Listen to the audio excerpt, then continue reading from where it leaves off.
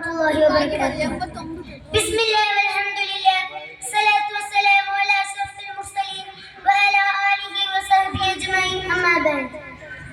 ಗೌರವಾನ್ವಿತ ಸಭಾಧ್ಯಕ್ಷರೇ, ಇಲ್ಲಿ ನೆರೆದಿರುವಂತಹ ನನ್ನ ನೆಚ್ಚಿನ ಸಹೋದರ ಸಹೋದರಿಯರೇ, ಜಗತ್ತಿಗೆ ಪ್ರವಾದಿಯಾದ ಪೈಗಂಬರ್ ಮುಹಮ್ಮದ್ ಸಲ್ಲಲ್ಲಾಹು ಅಲೈಹಿ ವಸಲ್ಲಂ ಅವರ ಕುರಿತು ಒಂದೆರಡು ಮಾತುಗಳನ್ನು ಆಡಲು ನಾನು ಇಚ್ಛಿಸುತ್ತೇನೆ.